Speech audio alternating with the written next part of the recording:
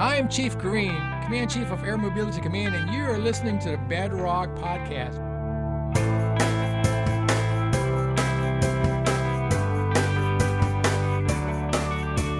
So listen, today I'm joined by Captain Michael McFadden, Operations Officers from the Aerial Port Squadron, right? Go Port Dogs. Cool. And Senior Airman Yasmeen Joachim from Air Traffic Controller with the Operations Support Squadron. One of those really smart people that always scares me, right? Thank you, sir. And you go by Joe? Yes, Great. Airman Joachim. Yeah. So today, I'm really glad you guys are here today because what we're going to talk about is something that's near and dear to me that many people hear me talk about is, say, knowing the airman behind the uniform and how do you get to know your airmen as leaders. And it doesn't matter where you are in the organization, just your buddies around you, or you can be, like you, sir, right, flight commander or even squadron commanders, even wing commanders, right? How do you know your airmen in the organization? And I know both of you have some questions and some thoughts on this, so I'm excited for us to discuss this today for anyone that's listening and just for us. Awesome. Thanks for your time, Chief. Great. It's good to see you Yeah. again. Thanks for being here, sir. And I'm excited to be here, even though it's cold I've here. always thought, we come in. But I'm coming from St. Louis, and Actually, it's colder there, so don't worry about that. You come through basic training and you go through that, put them down, pick them up, put them down, pick them up. And we think that we change people after we put that uniform on them. But you're still the same person inside. You're still the same person inside, even though you're wearing this thing. And you go through tech school, you report to your first base, and, several years go by. You haven't changed. Joe is still Joe. Yes, Right, so you're still that person inside, and when we talk about leadership, one of the things that we talk about is you lead from the neck up. You have to get in a person's brain to be able to inspire and coach and mentor and get them to achieve the things that you want them to achieve. And part of my leadership analogy there also is that leadership parallels parenting, and you want your airmen to achieve more than you do, and you have to recognize that every airman is different. Right? You've had brothers or sisters or kids, and every one of them is different, and what works for one won't work for all of them. And so it's about getting to know that person, and to know that person, you got to know that person behind the uniform. Where are they from? What drives them? What do they want from the Air Force? What are they looking for in life? Who are they dating? Because it's not just this rank. I can look at the rank on you, sir. I can look at the name. I can look at the duty badge, and I can make some assumptions. Same thing with you, Joe. I can do that. But that doesn't tell me anything about you.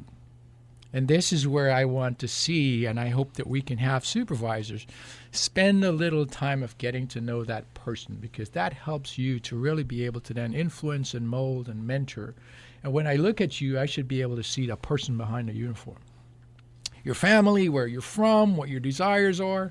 So as we're making decisions or as you're facing challenges, I can help you through those things.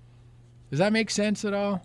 Of course. That definitely Right? A little bit. Okay. So let me hear your thoughts on some of those things. You want to start? Well, I'll start off because I like that you mentioned this idea of parenting, this idea of being a mentor. Because when people first hear the word supervisor, they think of, well, if you look at the definition, it's about someone who is looking after someone, monitoring them. Whereas supervisors in the Air Force, I want them to mentor me. I want them to guide me, lead me. Not just monitor me and make sure that I'm staying in line. Right. So a good piece on that too is she's smart. She's already going to the definition. I told you. What did I tell you guys about air traffic controllers, right? I should have brought my books and all that stuff here, right? But, as you mentioned, right, sometimes supervisors think there's this thing you call, we talk about coaching versus being a referee. And a referee is just there to maintain the rules and hey, you're doing this wrong, and here, these are the rules, here's this, you're punished for this, right? And a coach is there to inspire you and bring all the good things out of you and make you achieve more than you thought. And that's what we're talking about it for supervision. There's the military piece, right? The job, right? And you follow the rules, and you have to know the procedures, you have to know that as a supervisor, right? Are my airmen supposed to do? Did they check the boxes and do all of those? But it's the beyond that. How do you get them to inspire them to do that? Yes. Right? And that's where that, I got in trouble once for saying leadership parallels parenting and that parenting is leadership. Yeah, I got dragged through the mud on one of those social media things that I'm treating airmen like kids and I'm like Lord of the Flies and all kinds of, it's just, I think you're treating them like people. Yes. Right. And caring, right? The whole parent piece is caring. That you want them to achieve more than you did. And you can, as sometimes you can look and see, hey, you continue down that road. Here's what's probably going to happen because you've got that experience and that wisdom as a supervisor. You look back. I always like, so you're senior airman, right, Yes, Joe? If you look back at your 18-year-old self, so 18-year-old Joe, Ooh. right? And that's not that long ago, I'm sure, right? Not that long ago. So you're looking back. I'm 56, so I can look all the way back at me. Probably it's too far back for me to see. But you're looking back at 18.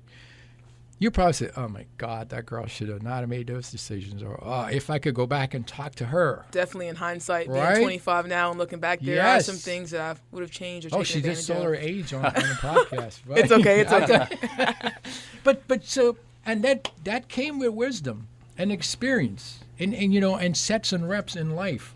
And as a senior airman, you can look back and say, wow, these are some things I wish someone had coached me on or helped me not make those decisions. And supervisors can see that. And that's what we want supervisors to be able to do. You've been there, done that, understand some of those things. And we also want airmen to trust those supervisors. That 18-year-old Joe would probably not listen to you right now because she knew everything anyways, right? And to say to those airmen, hey, trust those NCOs. If they're telling you to go to school or they're telling you to talk about investment or talk about financial management and do some of these things, or, hey, when you're dating, here are some things you got to worry about, right, to talk about life. Hey, trust them. I think what's special is that supervisors, they have foresight. So they've already been in the military for a while, and they're able to look at the past, kind of analyze the present, and look at future decisions and kind of see which way to go, and they can pass that on to us, like this special knowledge that they have. Yes. So. Much like sometimes parents do, right? Yes, full and circle. a lot of times as a kid, you don't listen to them until finally you're like, oh, my God, I sound like my mom or I sound like my dad.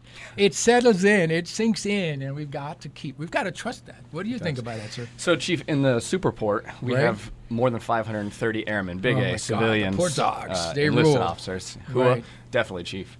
But there's no way that the commander, the operations officer, the chief, the first sergeant, there's no way that you can personally know every airman. Right. So we have to find ways to know some of the airmen very personally or push down to supervisors and to superintendents to know their airmen. And so one of the things that we try to do is bring in, we call it tiers and regions, really. Mm-hmm. We bring in the next tier down. So for the commander, it would be the flight chiefs and flight commanders, and know them very personally. And I'm in the same boat as the operations officer. The flight commanders and flight chiefs we know very personally. Right. And then we expect that they'll go down and know the NCOICs and the NCOs in their sections personally in the hopes that they'll continue that on. Additionally, we have 22 buildings, and people are spread throughout across the entire base. That's a huge challenge. And there's no way that you can go see people every day. Right. So we have to find somebody who can be responsible for a region and make sure that they know everybody there. And then you find times to go out and schedule time to visit those areas specifically where you're not out there for any other reason than to get to know the people that are there. Right. Sometimes that's around a big mission. Maybe we're moving something to the Middle East for an important occurrence, and we go out there, let them know that what they're doing is important, and then take the time to have lunch, talk to them individually, find out what they care about, and go from there. And there's really no other way to do that when you have hundreds and hundreds of airmen. And so then we shift, and one of the things that we talk about is we like to take our time and focus on the top 10 or 20% that really has earned that spot and has goals, and you can sit down and say, hey, what can I do to help mentor you? What's important to you, and how can I motivate you? Right. And you can't really motivate somebody if you don't know what's important to them. Absolutely, right? Leadership from the neck up. Exactly. Yes. Maybe I have a family, but maybe I'm mentoring a single airman, and me talking about, hey, your wife and kids, this would be important. That's not going to mean anything to them. Right. So you need to really know. Maybe their goal is to be the best soccer player the Air Force has. If I can mentor them and know that that's their goal personally in addition to their work, now I can use that to say, hey, there's opportunities out there if you do these things. We can get you to be able to go do this. And now that matters to them as opposed to them leaving the office and saying, well, I don't have a wife. That didn't mean anything to me. So, and if you don't know that about the airmen, right, sometimes the one size doesn't fit all. Right. Sometimes we like to just stand in front of the audience and here you go, and come on. Exactly. How many times have we been an airman and you stand there and there's the commander or the officer up there and you're like blah blah blah blah, right? You walk away and you're like, oh gosh, there goes half hour of my life. Right. But I love what you're doing in the port dock there. So it's a pyramid, and in the pieces you have to model the behavior that you want to see in a formation. You don't, we're not expecting commanders to know 500 airmen. There are some commanders that are really, they're freaky like that. To be able to just have met you and you just introduce yourself and your kids' names, and they can come back a month later and tell you about it. I am not that guy. We're blessed to have one right now. I am not that guy, right? So 10 minutes later, I'm like, geez, what did But I'm the honest one to say, I totally forgot your name. Can you tell it to me again? And I'll go through, right? And I can play my old age thing on that too, right? But what you're doing is absolutely right. That you have to model behavior with the team around you. You have to model that. So those senior NCOs and the lieutenants to say, hey, I care enough to want to know that person behind the uniform. Here's how I lead. Here's how we're going to lead, because you are setting the culture of the organization by doing that. Right. It's not going to come from the bottom up. It's not going to be like senior airmen, right? Like Joe coming in and say, here's what I want to do, and that's going to change what the commander's doing. It's a tough thing that way. But commanders set that tone, and if the commander with their front office and their senior NCOs and the flight commanders, maybe you got 6, 8, 10, right, at most, you can know them well, and they can feel the benefit of working for a boss that cares about them, that knows the person behind the uniform. And what do you think happens when they go back to their flight? Right. They do that for those senior NCOs that work for them. And then they do that for the tech sergeants. And then they do that for those staffs. And then all the way down to the airman level. And it's a huge difference when you show you care. Yes. Instead of say you care. Right. We use a bumper sticker thing, and airmen see that. They see that, and they drop the what flag. Yeah, right. You don't really. This is not truly what, but when they see those things and the commander's there, and then, to your point too of, you have these huge squadrons, you've got to get out from behind your desk, right? You've got to, because if the only time you show up in that section is when something important is going on, then it's like, oh, you came to double check on us, right? And you're just there for the mission. You're not there for us. Right. You need to be there when the cameras aren't there. Exactly right, sir. So that when you do show up, airmen enjoy having you around, right? It's one of those, and I said this to the chiefs, because we have a tough challenge with this as chiefs. This rank is scary to an airman, right? I'm rubbing the side of my sleeve. I'm wearing OCP, so it's no longer ABUs too there, long, Chief. right? I know. I got to find this little rank on the front here, but it's scary, It can definitely be intimidating. Sir. It is. And, and coming up in my time, when the chief came in that one door in the building, everybody scurried out the back. Right. Right? You didn't want to be in the hallway because it's going to be a chewing out or they're there for something. And, and it's as leaders, they're too soon. We've got to be approachable. Right. You have to have that. There's a lot of times the airmen will give you feedback right away. Yes. Last summer, the commander and I took popsicles and just walked through the whole squadron with all these popsicles on a cart, and we were handing them out. And we got up into one of our sections, and one of the civilian airmen there told the commander, "Hey, sir, you're the first commander that's ever stepped into this office since I've been here." Right. And that right there was the feedback that this is the right thing. Yes. And this is important. So you have to be present.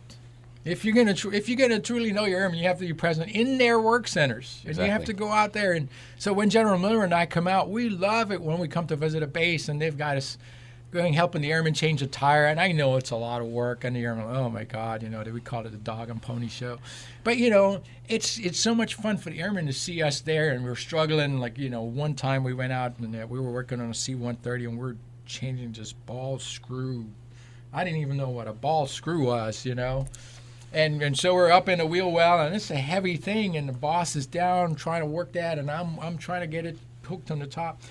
But, just to be out with the airmen, and they don't want you there all day, but just to have been there with them, the power of moments. Exactly. Right? The power of moment that my commander, my supervisor, my chief was here, and kind of see where we work, the conditions we work in. Right. If you find out that they're doing one of the toughest tasks that they do, and they have it today, and you go do that tough task with them, now when they're telling you things, they know that you understand the effort that goes into it. Because if they think that you think this is easier than it really is, then they're not going to tell you what they need. Exactly right. And additionally, you're able to have real conversations. When my commander comes to the tower and he's speaking with us about him playing in a pattern or being on his aircraft, and we're having dialogue about what we can do better, what he can do better as a pilot. Those real conversations, the power of that moment, it really changes you. It does. It's not the commander's call, right? Where it's like preaching, right? Here, a commander's call, and it's like a one-way direction. Anyone, any questions? Yeah, everyone is kind of looking down and looking away. But when you come out to the shop, oh my gosh, you have such valuable conversations. You got to come and take notes, right? As Chief Wright likes to say, squint with your ears. Because airmen will say a few things, and then you got to pull on that thread. Well, tell me more about that. Right. And do this. It's funny. So we always talk about you need to know your airmen, but your airmen also need to know you. And we don't talk about that very often. But if you stand up, whether it's at a commander's call or in an office, and you tell people, hey, I'm married, I have 2 kids, we have some struggles, and I've made some mistakes, and these are the mistakes that I've made in the past. That lets them know who you are, and now maybe when they have a situation, they're willing to tell you because they know you've dealt with it. It's being vulnerable. Right. If you're just the person in the front of the room and they say, hey, the commander is perfect, they're not going to want to tell you when they have something they need help with or when they make a mistake. But if you go up there and say, I struggle too, and we make it through these situations, then they'll be willing to come tell you, hey, I have a problem. So that's such a valuable point. Really incredible. It's and as you said, Joe, the vulnerability. The willingness to be vulnerable brings out that you're a genuine leader. It's not this fake, I am perfect. I'm, as airmen, we sorry, in case you didn't know it, airmen judge. We judge, a commander comes out there holier than thou. Yep, you never made a mistake in your life, or, you're rich and you don't know what the struggles are. We've got to have those conversations. We know you judge, Chief. Right. We're well aware. I think in having those conversations and with someone being more vulnerable, it kind of creates that environment of support, the environment of feeling safe. And like you said, it opens up airmen to be more comfortable to speak about things that's going on with them. So. And that's the goal. That's the goal. You can learn 2 sides of things. Mission related, where things are not going right and you're blind to some things. And then you learn airmen can bring some of their challenges to you and their thoughts and ideas, and you open up. Because when an airman is whole, you have a full up around, right? You have an airman that's firing up 100%. When an airman is struggling with things in their life, they can't be 100%. We wear a mask and we come in. And if we feel that we can't take that mask off and share it, and it doesn't have to be with the commander, right? The frontline supervisor, friends, people around you, to create an environment. But it comes all the way back to what you talked about, sir. Creating that culture in the unit, modeling the behavior from the top down, that we care. Right. We truly care. This is a trusting environment, right? This is a non-judgmental environment. Because as much as I say we judge, that's the worst thing we do as human beings. Right. And it changes how airmen act. Yes. Knowing you. If they know that I'm okay with you making a mistake, then maybe they're willing to take risks. But if they don't know that, or they think that I'm not, now maybe they don't take risks, and now I have a different perception of this airman. Right. Maybe I think they're not a risk taker when really they are. And when we talk about things like agility operations and multifunctional airmen, if I think someone's not a risk taker, maybe I'll say, hey, this isn't the person for this. Right. When really they might be perfect. They just think that I'm not open to it. And so we have to let them know it's okay to make mistakes and take risks. Don't break the law. Don't do anything unsafe. Right. But if there's something you'd like to try, please let me know. And when you tell them that, now they're willing to try all sorts of new things. And you just might find out that there's a better way to do it. And one thing we tell the airmen all the time, if you tell your supervisor you want to try this and they say no, come tell me. Yes. And not because I think your supervisor's wrong, but I'd like to find out if maybe it's because your idea isn't feasible, or maybe they just want to keep things the way they've always been. Right. And you have to supervisors that doesn't have the wisdom. Right. And you have to be willing to let them walk into your office and talk to you.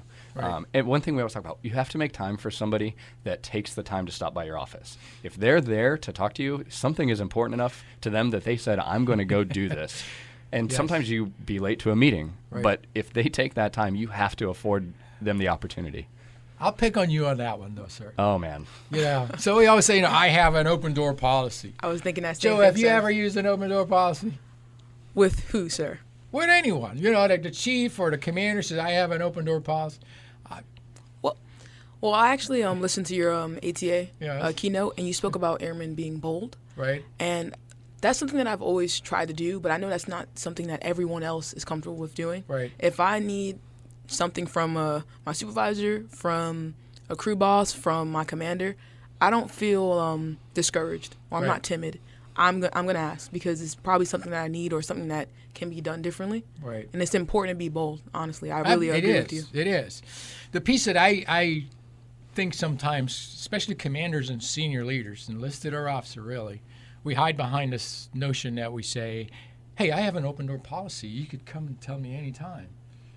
I've been in 31 years. I never went to no commander's office for the open door policy. You got to get past the door. You got to get past the secretary that's there, and the admin folks.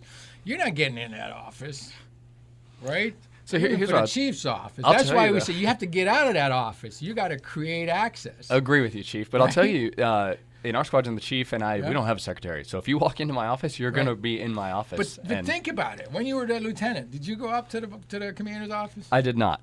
But it all It's depends right. on It's a tough personality. thing to do. And like you said, getting out of the office, if you walk down the hall and you Right. shake every airman's hand that you run into Yes. and you ask them how their day is and you remember that their kid plays soccer and you Yeah. talk about those things, that will make them feel more comfortable the next time they walk past your office to say, hey, I forgot I have something I'd like to talk. Yes, you're building the environment. I would say also, what I meant was more so in my flight. My Right, my right. flight commanders, I Yeah. feel comfortable to knock on their door, and they're Right. very welcoming. As far as my squadron commander, I don't have to go find him because he comes over so much that See, I can that just is- turn right? to him and ask him a question. Or Create access. Create access. Another thing on creating access that it's a little controversial, but we talk about it is social media and technology, right? In using the technologies that's there. As many senior leaders, some of us shun that. Oh my God, it's the virtual. Airmen are always texting and they're always, in this virtual world. And somehow it's like we think, we're telling them, put that down. You got to do face to face. I get it. Yes, we do.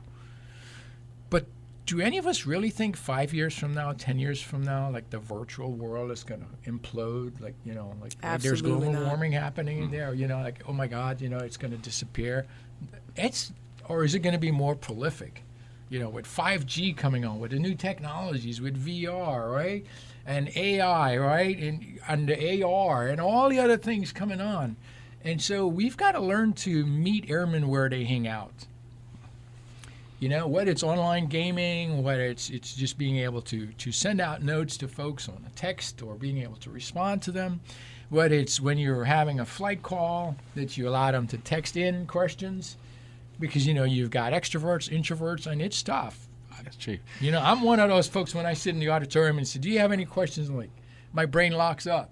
you might have a lot of questions, but Yes. you get a microphone in your hand, standing in front of all your peers, and now it's gone. Right? So, And just what is important to the person on the stage? Is it important to have bold airmen that are going to stand and come to the microphone, or is it important to get the information and the questions? The new method they have of you can text the question, Yes. they'll come up on the screen and you answer Yes. it. That's perfect because Right. nobody wants to stand up and be that person. Right, and it's just it's using the technology. It is. It's all about embracing the technology, but we've got to balance that. Right. Right? Because one of the things that I would discuss too is that the virtual world is real. I mean, airmen meet people, they build friendships, they fall in love, they get married, they get hurt, they get robbed. All of those things in the virtual world. It's very real, those things that happen. And who's there helping to guide and mentor and manage that? And it's tough because we didn't really deal with a lot of that, we're- so we right. don't have a lot of And input. we just give it the high five, like, hey, I don't know about that, I'm not, right? We need to be there. The chiefs need to be there. Senior NCOs need to be. We need to work on trying to meet them. We're not going to know it as well, but we got to meet them. That's where you're going to meet them. So it's the same way as walking out of your office and going around and meeting airmen. That should be seen in the same way of going and meeting some of them. I'm trying to be Insta famous, Chief. I do have 23 followers at this Look point, at so that. I'm almost there. That's 23 more than if you didn't. Exactly. So it's that. What do you think? So you're the youngest one here, Joe. Come on. well, I'm the youngest one, but I actually don't use a lot of social media. Okay, that is good. Unfortunately. There's a balance. Not everyone is on there, right? So we can't just assume that anyone that's below 25 is, Bit of a unicorn, but it's okay. right? No, go ahead. But what about your friends? What do you think about this whole? As far as trying to reach someone more so in the virtual world, I think it's for supervisors it'll be more important to just get to know them. Mm-hmm. As far as despite like not being able to cross over and under, it'll be hard to kind of get across that veil. It's very hard to get into someone's what they were doing in their virtual presence. It's just a difficult barrier to cross. But if you know what's going on with them, you'll be able to see if something is wrong deep down and kind of assess that and see if it's stemming from the like their virtual presence. But it's very hard to assess our airmen's virtual presence because it's so hidden for the most part. Yes, just like the person behind the uniform. Yes, There's sir. that mask.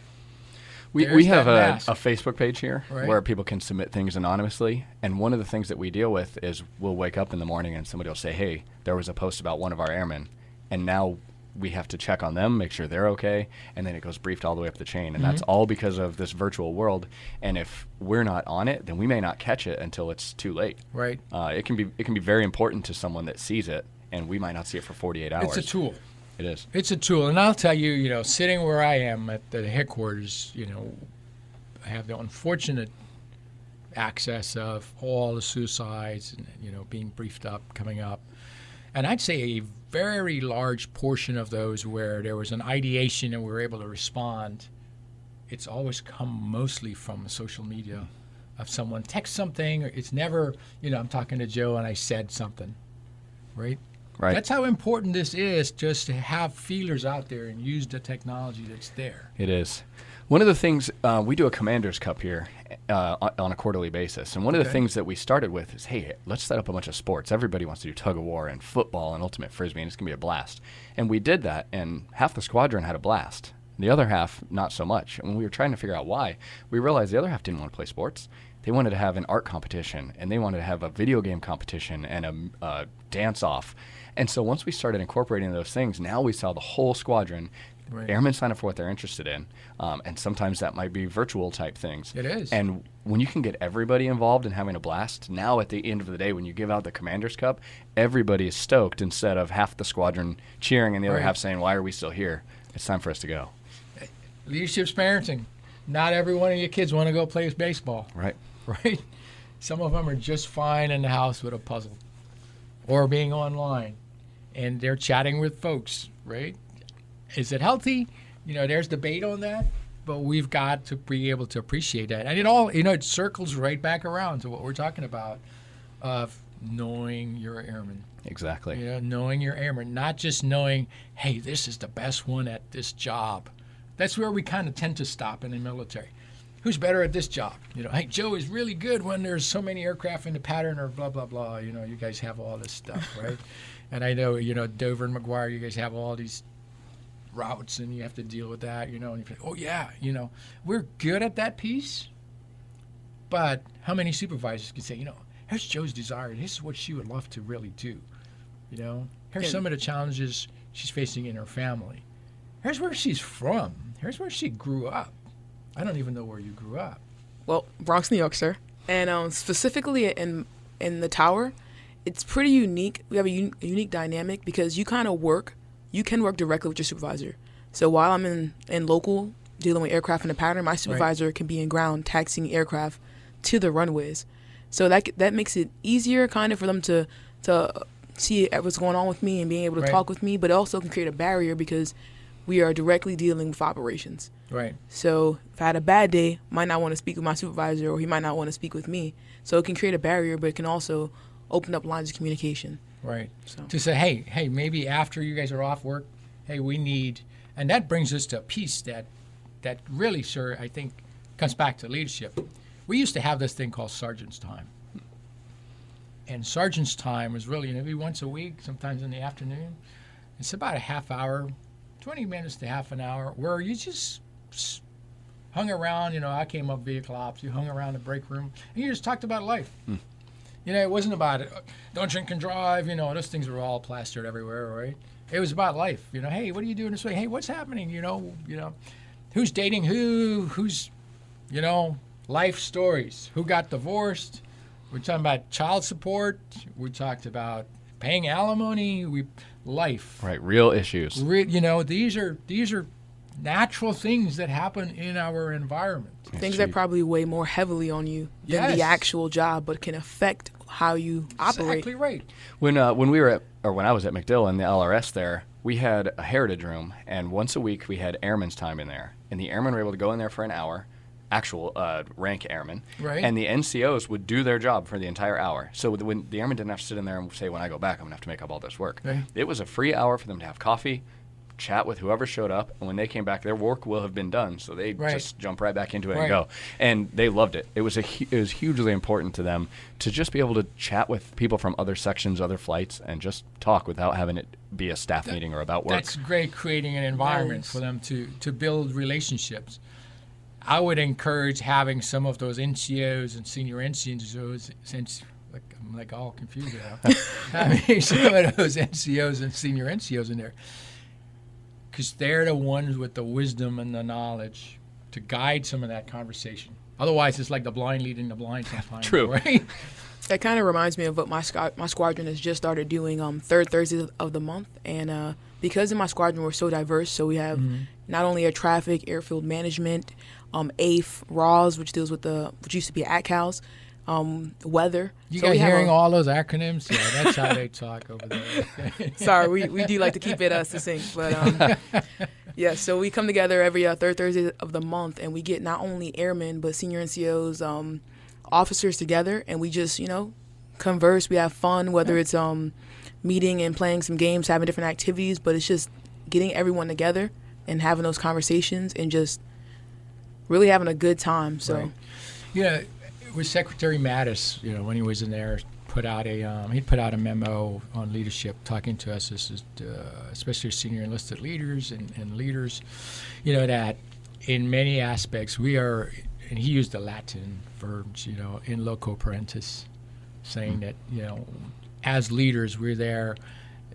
America's, the Americans, they pretty much give us their sons and daughters, right? They trust us as folks enlist or to come in commission, and the expectation, because my son's in the Air Force too, and I felt the same way, that that leadership will be there to help them to grow into that man, to that woman, to make good choices, because they're far away from home. You're not there to see them every day, right? But you're trusting that leadership, and we have to recognize that obligation that we have as leaders, beyond just making them really good technicians, of helping them to grow into being that flourishing man, that woman,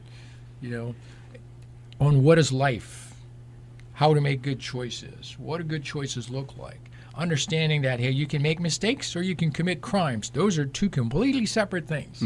You commit a crime, you'll be held accountable. Doesn't mean we don't love you. You'll have to get some punishment. We'll take some action depending on the severity of what it was. But at the end of the day, we love and care for you. And we're doing that because, hey, this family, we've got to hold those rules. That's true. And it's having those conversations so that when airmen face those druthers, typically, just like a parent, it's usually 2 o'clock in the morning and you're not there by them.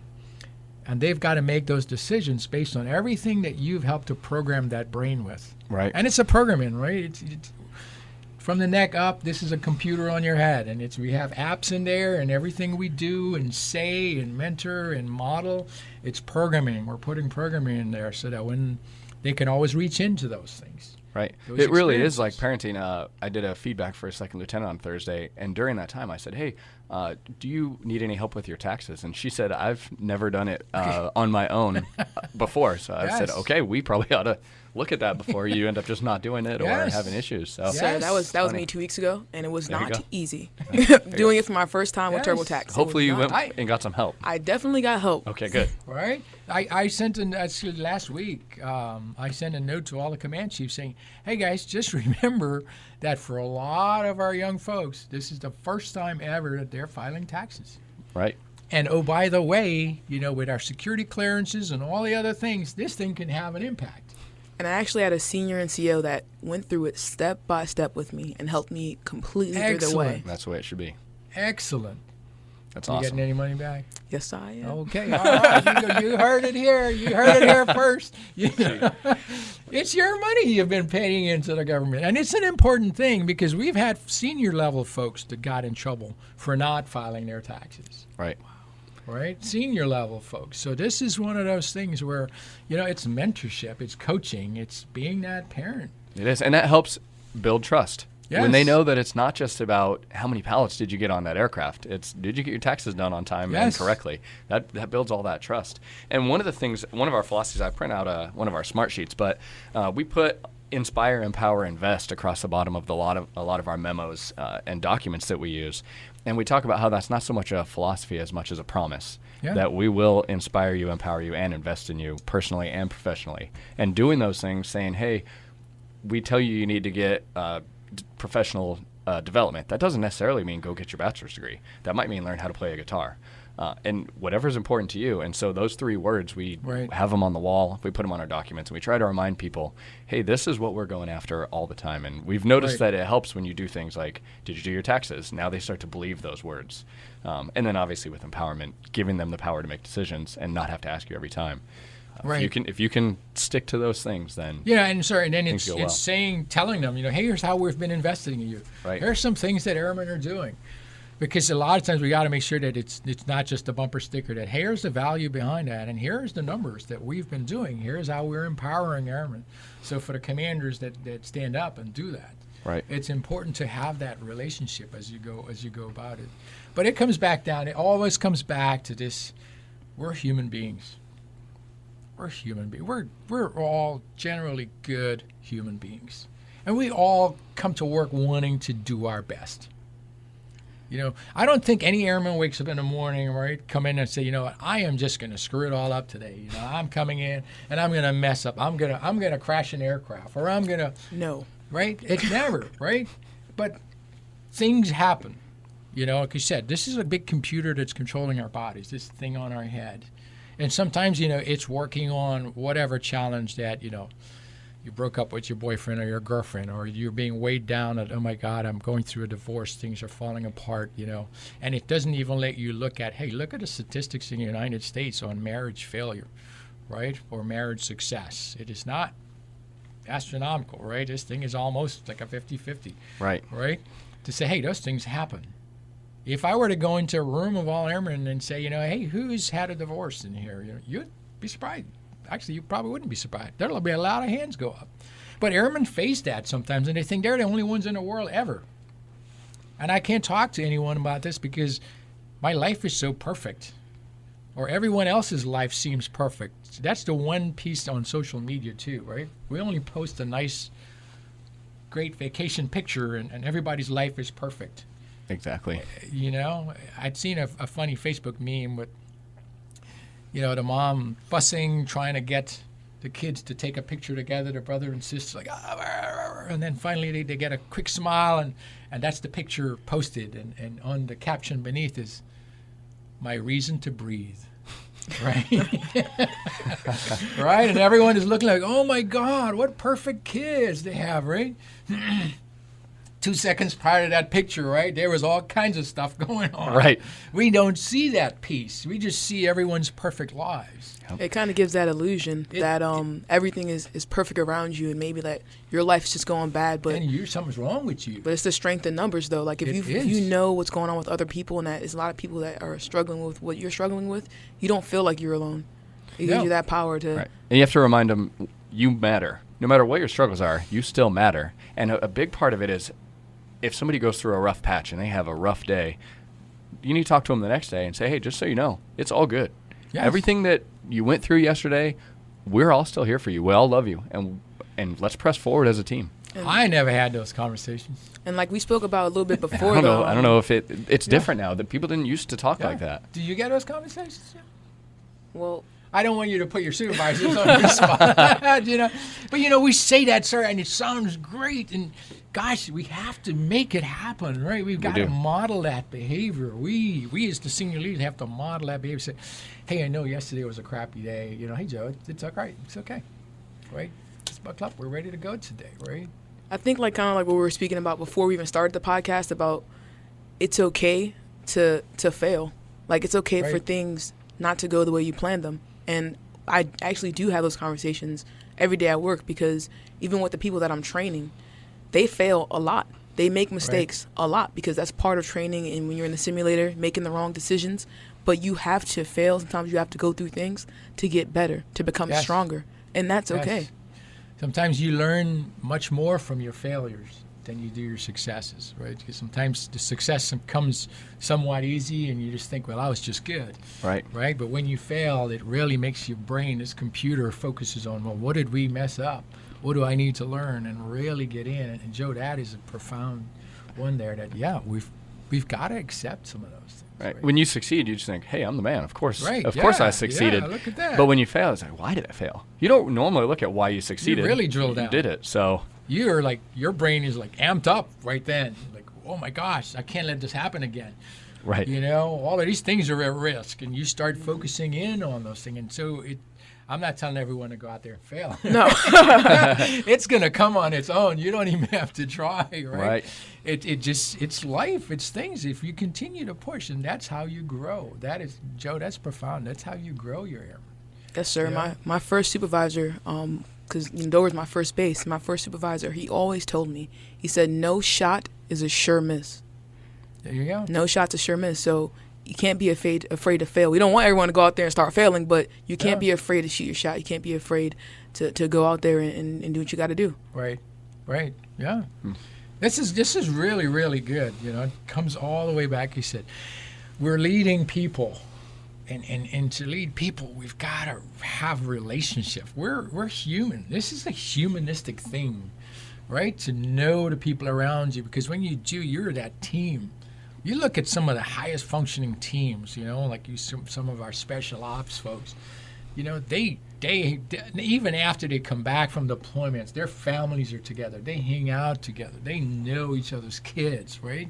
It's the brotherhood and sisterhood. And that's what we got to have in each of the sections within squadrons. You know, it's sort of like your huge squadron, 500, whatever, right? It's going to be hard to have just all of those together, but each flight can have some of those. Each section can have those, and then it all comes together, right? That squadron vitality, you know, as the Chief of Staff says, you know, there's a squadron, right, is the beating heart of the Air Force. That's where you have a culture. There usually is not a wing culture. Right. I know the wing commander's probably going to hear this and say, "Come on, Chief, come on. But the squadrons Get him are off just of so there. diverse. Get him off of there. What's he saying, right?" But there's no really a wing culture, right? It's too dispersed. Not even a group, really. Right. You Too know, diverse unless it's a small within the group. groups Yes. to But you go down to have the that. squadron, right? Then you start getting into that culture piece that you can really influence, and you know, and it's that family feel. Right. Most of the flights within a squadron are going the same direction. Yes. But once you get within a group, they might be going different directions. It is. And it's it hard to get becomes- them It together. becomes much harder. Right. And that's one thing that's nice about deployments. You have a very specific mission usually when you're there. This is what we're trying to do. Right. And you have a smaller group of people with when you get off work, there's nothing to go do. You sit around and continue to talk to them. And everybody loves it, but then when you come to home station, now 4:30 comes around and nobody's continuing that on because you have other things to do. And I wish we could make the home station bonding as much of a priority as it is at a deployed location. And then, you know, so one last thing I would share too is, you know, that we come to work with a mask. You know, a lot of us, because quite often it's hard to trust everyone around you, right? You know, with your life, right? Personal things. It's not like you just come in and just talk about all of these things. And some people were raised to be private. Yes, right? It is.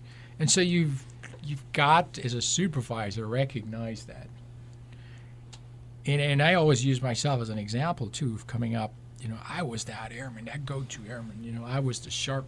Back then, we wore BDUs, and it was all, you know, you were no kidding starched. Stand it like, up in my a corner. God. You can, right? My boots were like the bulb shine. You know, I'd be there with cotton ball and your wax on the weekend, and you know, super sharp. I'm there late. I'm like the airman of the quarter. I'm this. I'm that. and sometimes those are the airmen we got to look at and keep an eye on, because you're unbalanced. Sometimes we give so much to the Air Force that your personal life It's not balanced.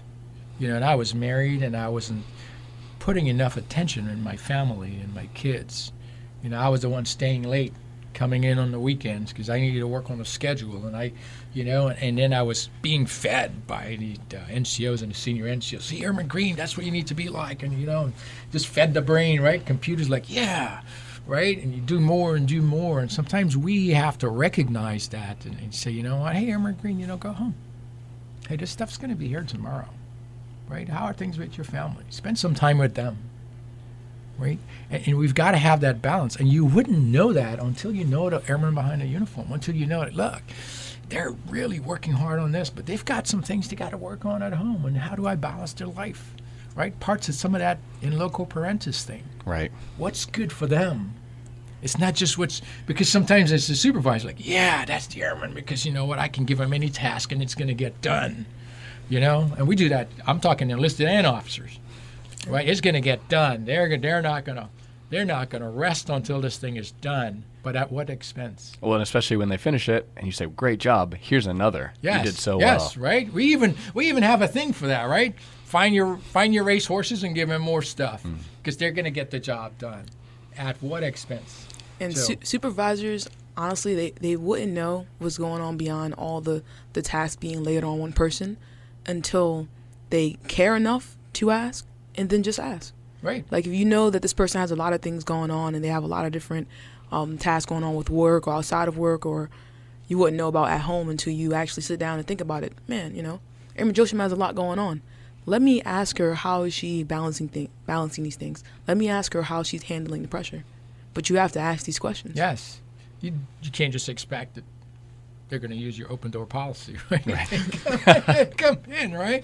You've got to be there, and you've got to be that approachable person too, because you have to create that environment of trust. And then back to what you'd said, sir, and you, Joe, that some of that vulnerability, you've got to show that, you have worked through challenges so that I do feel comfortable when you do ask to say, yeah, you're someone that I could tell that to. And even if I'm not, maybe I should encourage you, hey, here's someone you can talk to. Right, because there's some things that you may not want to talk to me about, and it's okay.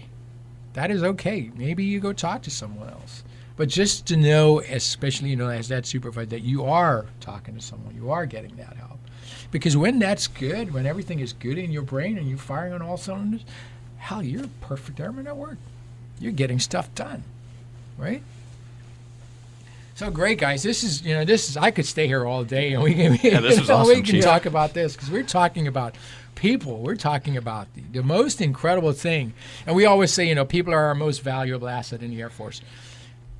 As you heard me said several times, we got to get away from these things just being bumper stickers and actually mean it and put things behind it. Sir, to your slide of we invest in people, right? We've got to invest in people. If people are the most important things, then by God, let's make them important that way, right? Yes. Honestly, this has been a great conversation. I'm actually testing for staff soon, and I'm looking forward to being a supervisor and implementing all of this. Good. So implement those. So we've got to model the behaviors, right? We've got to model the behaviors. This is really, really good. Capt McFadden, sir, it sounds like you've got incredible ideas, and you guys are firing on all cylinders there in the Port Dogs. I'm actually surprised because Port Dogs, you guys are right. But to know that you're caring and actually thinking about people, that is so warming to my heart, right? It is absolutely right to do that. You should come down and check it out. I will. I will have to work that. And Airman Joachim, you are such a breath of fresh air, and hearing your perspectives, right? Absolutely incredible. That's why I'm so pumped up that our Air Force is in good hands. I'm going to be retiring later this year, so my ceremony is going to be in August, and then my official hand in the ID card is the end of November, and it'll be 32 years for me. Wow. And it went by in a blink of an eye, really. So as I look at the sunset of my career, y'all are sunrise. It's in the future for you if you choose to stay in. And it is such an exciting time. So much incredible things happening that I can't even imagine, right? 20, 25 years from now, one of you sitting, and having, it won't be a podcast. It'll be, I don't know, virtual something, Who knows, right? Some 3D person of you talking to airmen. Who knows where the technology will take you. But as we talk about, this is not just about the mission. This is about our airmen, capital A, right? All of our airmen having the best experiences they can in our Air Force. Because when they can have the best experience in our Air Force, they and their families, then our Air Force is healthy. We've got enough processes and procedures in there for the technical aspects of the Air Force. We've got, everything. It's written out and all of those. It's the life aspect. It's that art of leadership. And a big piece of that, as we talked about today, is knowing that airman, knowing the airman behind the uniform, getting in their head and creating an environment where you can do that. So thank you for your time today. I know it's Saturday and you came in and did this, but I really appreciate it, and I appreciate your leadership and you serving our great nation. Thanks, Chief. Thanks for your time as well. Right? We appreciate you. Thank you, Chief, for coming in. Absolutely. And for more podcasts like this one, this was a great one, actually, so check out the Bedrock podcast on dover.af.mil. Or go to the 436 Airlift Wing page on the Air Force Connect app. Hopefully you got that app on your phone. If you don't, you need to download it. It's under the social media. So once again, I'm Chief Greene from Air Mobility Command, and thank you for listening to us today.